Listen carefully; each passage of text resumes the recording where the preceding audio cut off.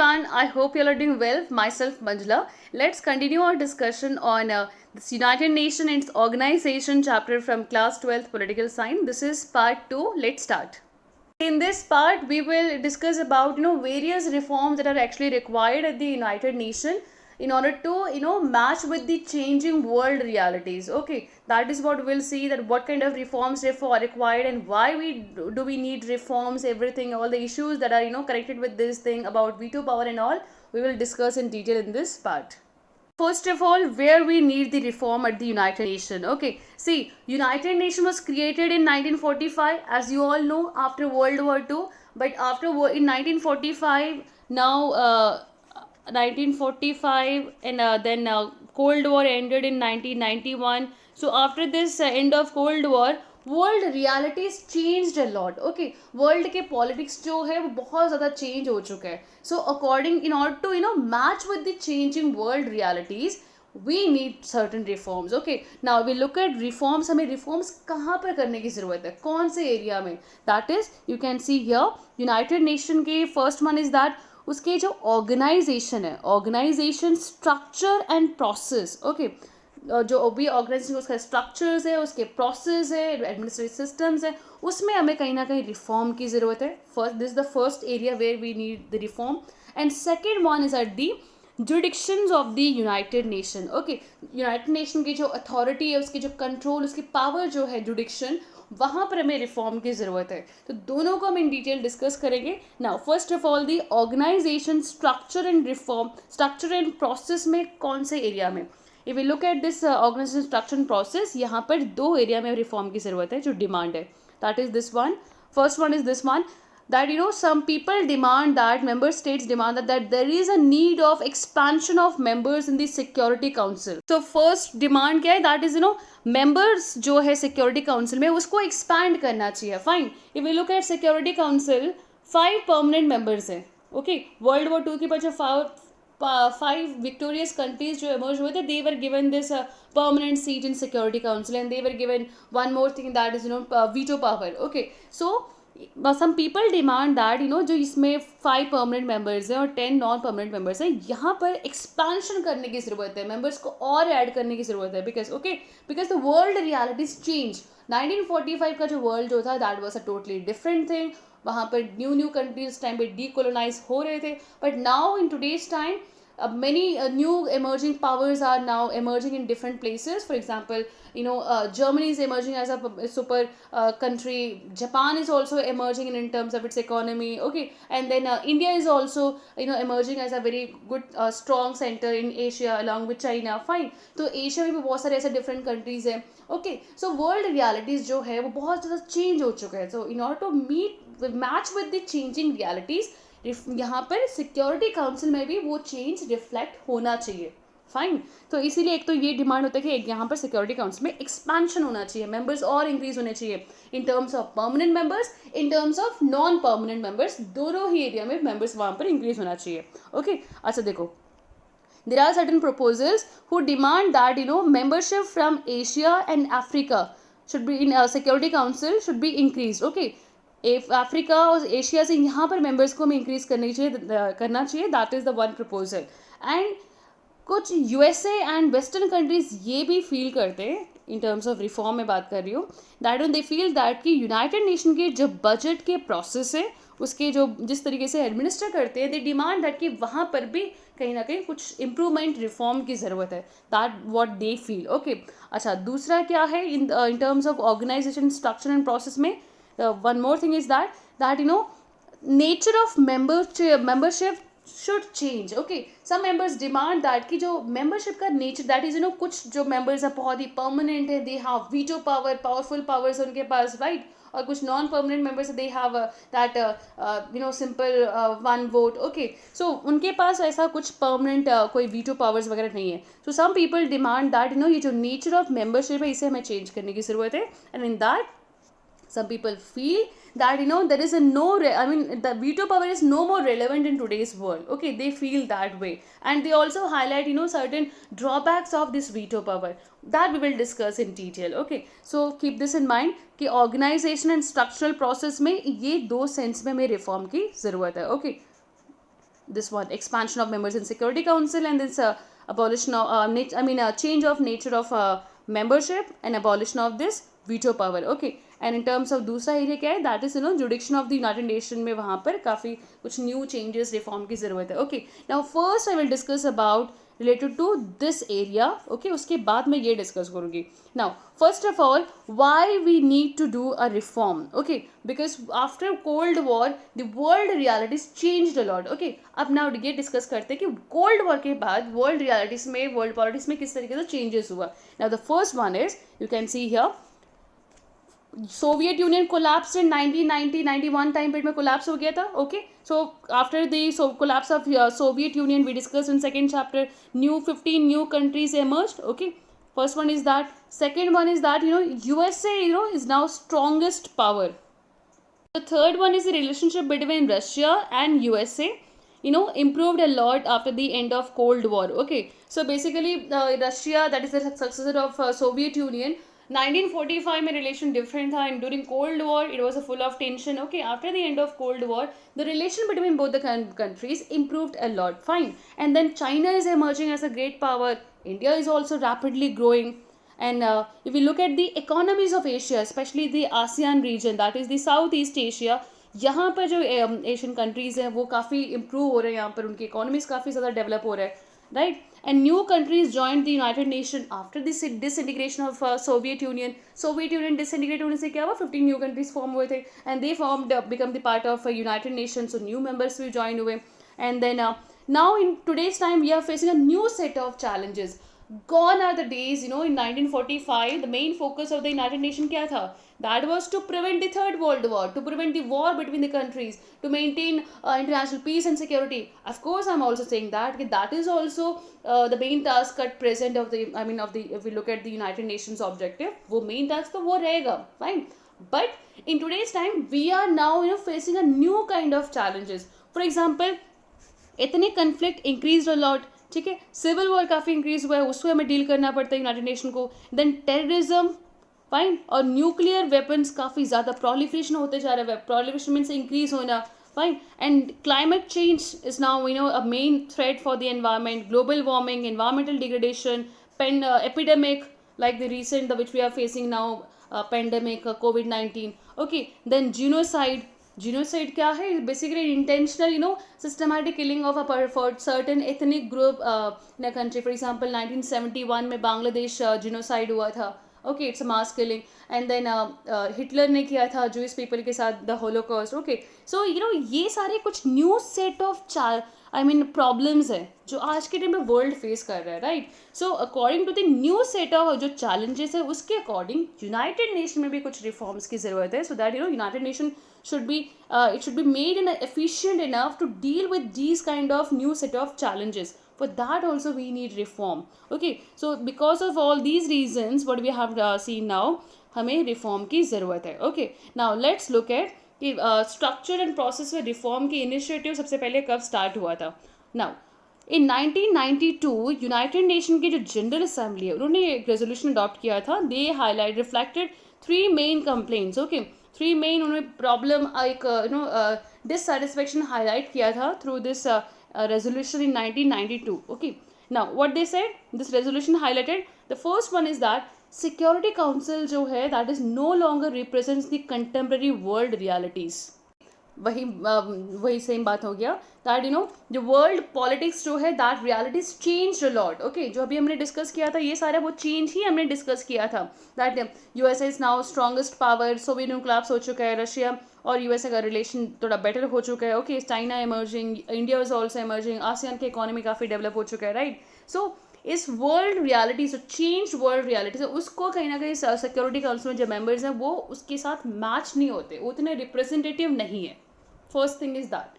Second one, security council के जो decisions होते हैं, this resolution highlighted that it's decisions reflect only the western values and interest and dominated by few powers. Okay, so basically जो western countries के according जो उनके values हैं वो चीज़ उनके decisions highlight करते हैं, and their decisions are actually fulfills the interest of a certain few people, that is P5. Okay, and then dominated by of course few people.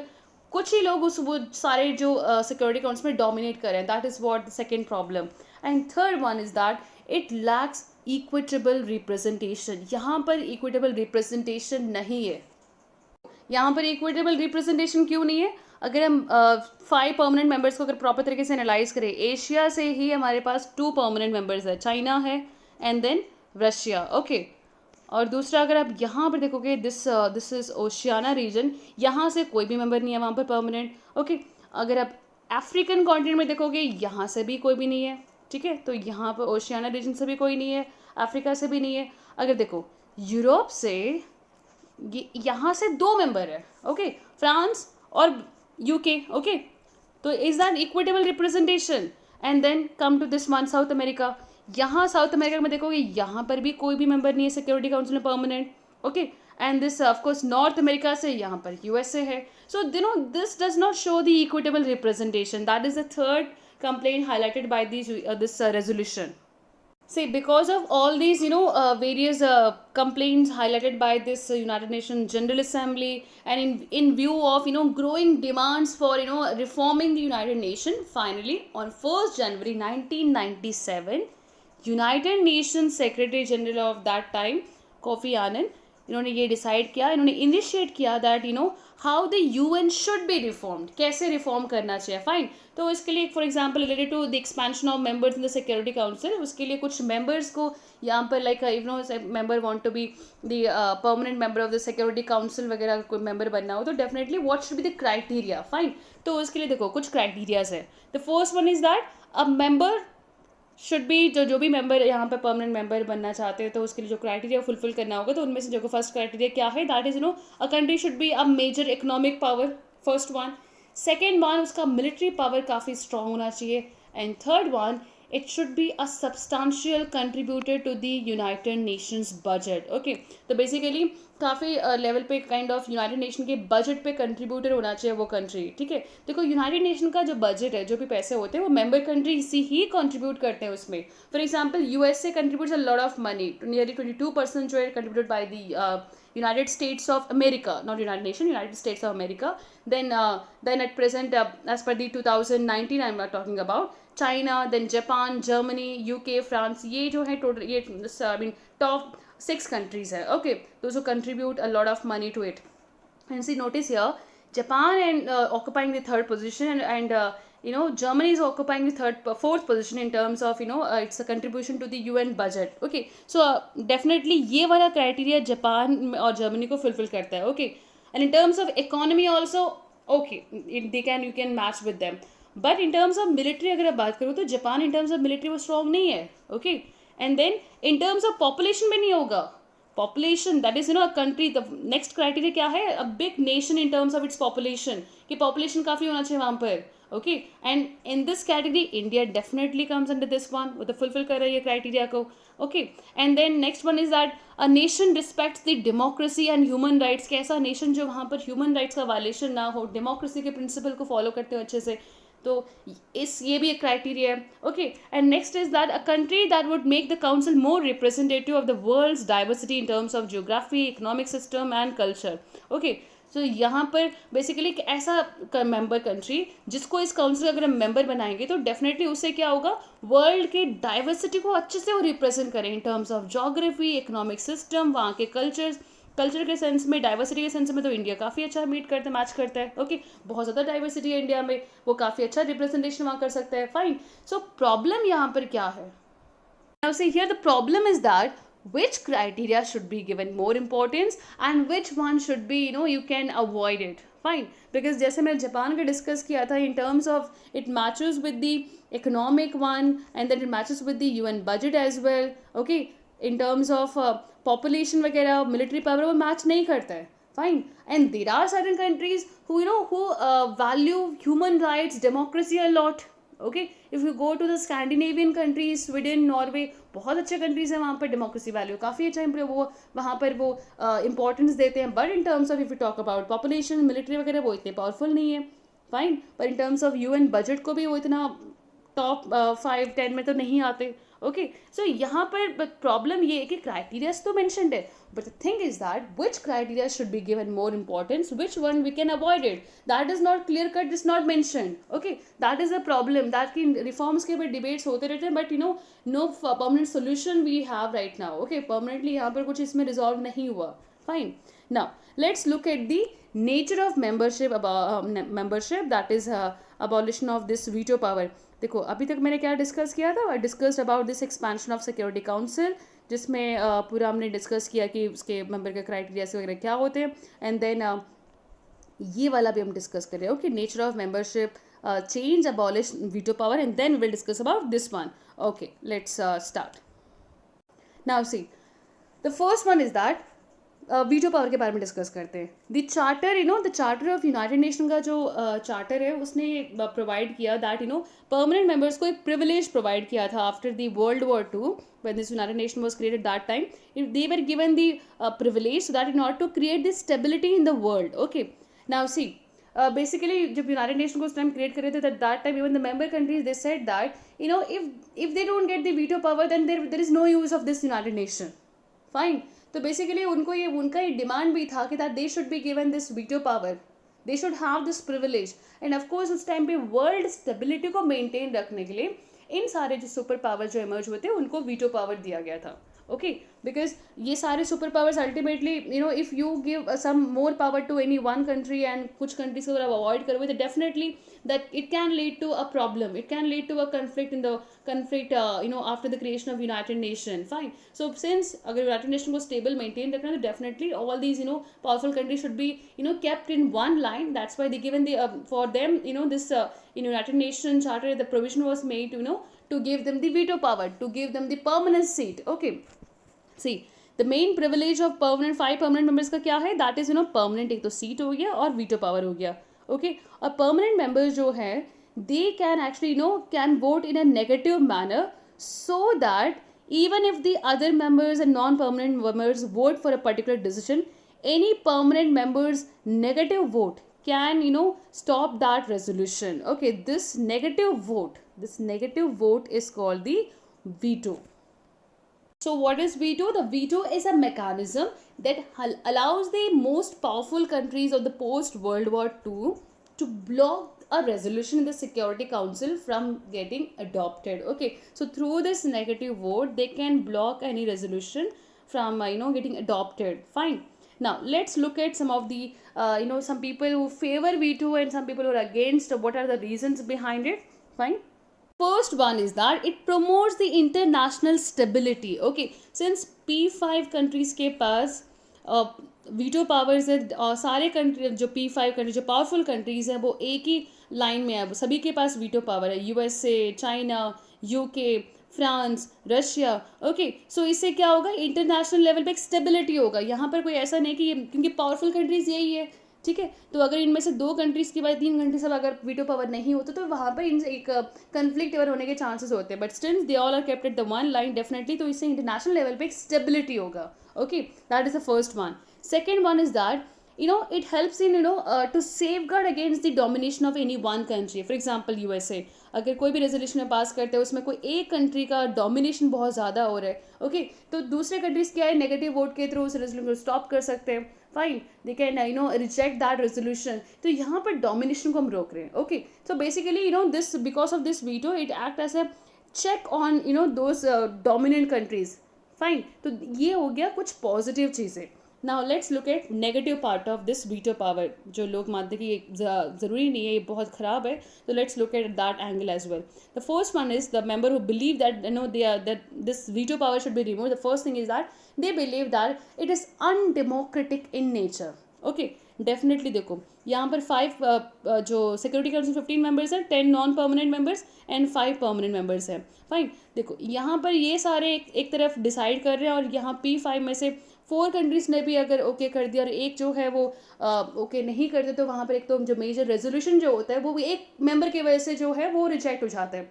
The first thing is that, ये वाला point मैंने explain कर दिया. Okay, a single country can prevent a major decision from taking, ये हो गया. अच्छा, undemocratic कैसे हुआ, इनके पास तो नॉर्मल सिंपल वोट है, और 10 मेंबर्स के पास और जो 5 मेंबर्स हैं इनके पास तो बहुत ज़्यादा पावरफुल वोट है वीटो पावर की, इनका पर एक ने भी मना कर दे तो वो रिजेक्ट हो जाएगा। तो this is not equal, this is undemocratic in nature. ये पहली बात हो गई, इक्वालिटी यहाँ पर शो नहीं होता। Okay, this the one. And second thing is that it is a main cause of in action against the war crimes, human rights violation, genocide. Okay, बहुत बार ऐसा हुआ कि जो जब भी रेजोल्यूशंस किसी भी कहीं पर अगर ह्यूमन राइट्स का वायलेशन हुआ, वॉर के टाइम पे क्राइम बहुत ज़्यादा हुआ, ओके, जिनोसाइड हुआ, तो जो कंट्रीज़ हैं, P5 कंट्रीज, जो पावरफुल कंट्रीज़ हैं, समटाइम्स ऐसा होता है कि कुछ कंट्रीज़ ने किसी जिनोसाइड के अगेंस्ट उन्होंने रेजोल्यूशन पास होने के लिए नहीं दिया, उन्होंने उस रेजोल्यूशन को रोक दिया by giving the negative vote. Okay, may be उस कंट्री का उस जियो पॉलिटिक्स के वजह से वहाँ पर उसे बेनिफिट हो रहा हो, ओके, उसका पर्सनल इंटरेस्ट काफ़ी लाइक कर रहा हो।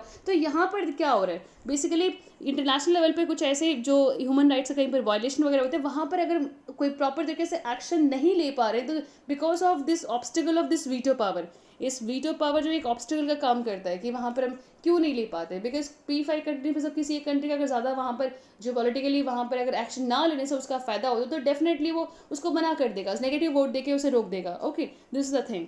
And second thing is that, ये वाला मैंने एक्सप्लेन कर दिया। और दूसरा देखो मेन चीज़ क्या है, दैट दिस P5 कंट्रीज जो है समटाइम्स ऐसे भी होता है कि इनके अगेंस्ट अगर कोई रेजोल्यूशन पास हुआ, फॉर एग्जाम्पल इनके अगेंस्ट कोई ऐसे एक्शंस हुए विच इज़ नॉट गुड, वहाँ पर कुछ वायलेट किया ह्यूमन राइट्स वगैरह का, तो डेफिनेटली वो अगर नेगेटिव वोट उन्होंने वोट कर दिया तो that they can stop that resolution from adopting. Okay, so यहाँ पर वो अपने पर्सनल इंटरेस्ट को फुलफिल कर रहे हैं। So these are the negative point जिसकी वजह से ऑल द मेंबर कंट्रीज जो है वो डिमांड करते हैं कि that reform is required, that these veto power concept should be abolished. Okay, now the very important question is that on abolishing this veto power, is that possible?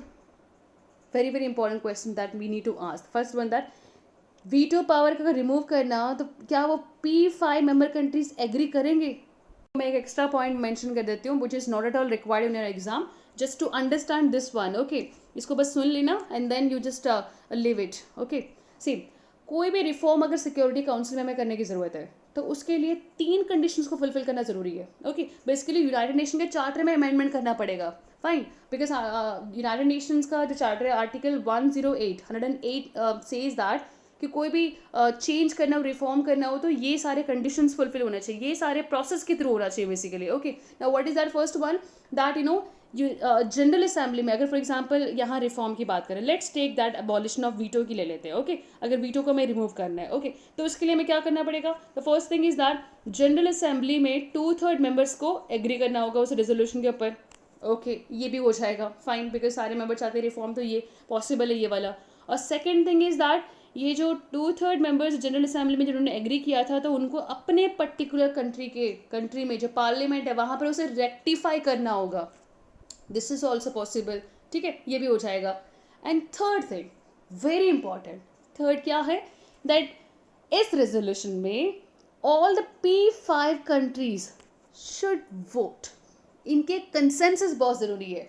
अगर इसमें से किसी ने भी वीटो कर दिया तो ये रिफॉर्म एक्सेप्ट ही नहीं होगा, ये रेजोल्यूशन एक्सेप्ट ही नहीं होगा। Okay, so here comes the point that it's very difficult कि जो P5 कंट्रीज में से definitely they will not agree that उनके पावर का कम हो जाए। ओके, ये प्रिविलेज वो अपने हाथ से नहीं जाने देंगे, फाइन, तो ये very important point. Now and one more thing, is the world ready to do such kind of drastic change? देखो, ऑल्दो 1945 के बाद आज के जो वर्ल्ड रियलिटी से after cold war change a lot, क्या वर्ल्ड रेडी है इतना ड्रास्टिक चेंज करने के लिए? Definitely it will not ready. Okay, world इतना रेडी नहीं होगा कि इतना बड़ा वो मेजर चेंज करे, fine, because ultimately they are running this United Nation. इसके बाद बहुत ही यूनाइटेड नेशन की इफेक्टिवनेस बहुत कम हो जाएगा। ओके, अगर मान लेते हैं कि दैट ये वीटो को हमने अबॉलिश कर दिया, उसके बाद क्या होगा? लेट्स अज्यूम दैट कि सिचुएशन क्या हो सकते हैं, जो ग्रेट पावर्स है उनका जो वर्ल्ड लेवल बॉडी में, जैसे यूनाइटेड नेशन में अगर उनसे हमने पावर, वीटो पावर ले लिया, तो यूनाइटेड नेशन बॉडी में उनका कोई इंटरेस्ट नहीं होगा, सबसे मेन थिंग, ठीक है, क्योंकि उनका प्रिविलेज तो आपने ले लिया, तो definitely they will not have that much interest, right? First one. Second one is that they will do what ever they want.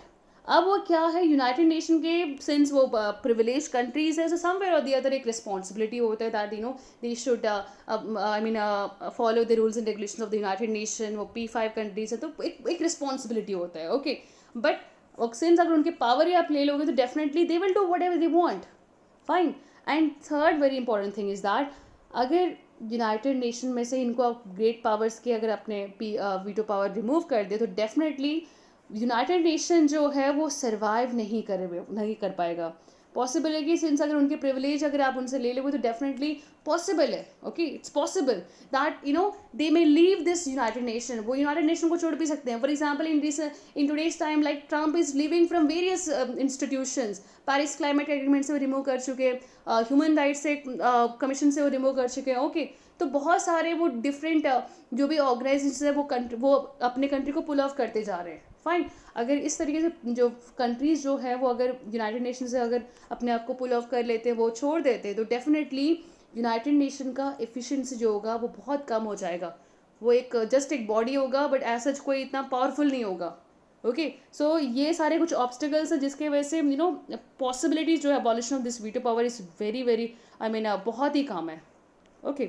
Now let's look at the reforms related to this jurisdiction of the United Nation का jurisdiction के बारे में discuss करते हैं।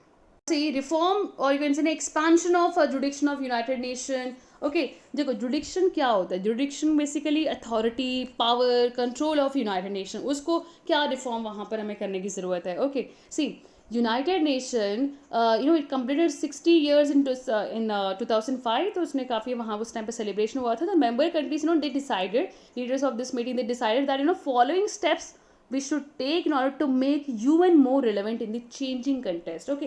जो changing environment है एक global politics है, उसके according यूनाइटेड नेशन में एक कुछ changes की ज़रूरत है। अगर हम ये following steps लेंगे तो definitely उसमें UN जो है more relevant तरीके से वो काम कर सकते हैं। Now let's look at what are those steps. Now the first step is that एक तो peace building commission एक create करना चाहिए, first one. Second one, acceptance of the responsibility of international community in case of failures of national governments to protect their own citizens from atrocities, ठीक है। तो basically यहाँ पर जो इंटरनेशनल कम्युनिटी है वो एक्सेप्ट करेगा अगर कोई इंटरनेशनल जो नेशनल गवर्नमेंट है वो अपने ओन सिटीजन को एट्रोसिटी से प्रोटेक्ट नहीं कर पाते, वहाँ पर वायलेट होता है उनके राइट्स के, and international community it should take up the responsibility, okay। Then third one is that establishment of Human Rights Council जो operational है since 19 June 2006, and then fourth one is that achievement of this agreements to achieve the Millennium Developmental Goals, कि सारे member countries को agree करना चाहिए that they should focus on achieving the Millennium Developmental Goals। ये Millennium Developmental Goals जो है that is by 2030 there are 17 Millennium Developmental Goals है यहाँ पर, basically sustainable Millennium Developmental Goals है जिनको अचीव करना है बाय 2030। उसमें फॉर एग्जांपल एनवायरनमेंट से रिलेटेड है, जेंडर इक्वालिटी से रिलेटेड है, एंड मराइन इकोसिस्टम से रिलेटेड है, ओके। बहुत सारे उसमें चीज़ें कवर्ड है। पावर्टी को इरेडिकेट करना, एलिमेंट्री एजुकेशन को अचीव करना, okay. All these things are there in that Millennium Developmental Goals। उसमें एक एग्रीमेंट होना चाहिए ताकि सारे मेंबर जो है उसको अचीव कर सकें। Then terrorism in all forms means whatever the form, ठीक है। टेररिज्म कोई अच्छा या बुरा नहीं होता, जितने भी उसके फॉर्म्स है उसको बेसिकली उसको कंडेम करना और एक प्रॉपर तरीके से उसे सोसाइटी से रिमूव करना, that is the main one, okay. And then एक डेमोक्रेसी फंड क्रिएट करना, okay. And then an agreement to wind up the trusteeship council हमने पहले डिस्कस किया था। This is all about in this particular part. In part 3 we will discuss about India and the UN reforms, okay। Thank you for watching this video.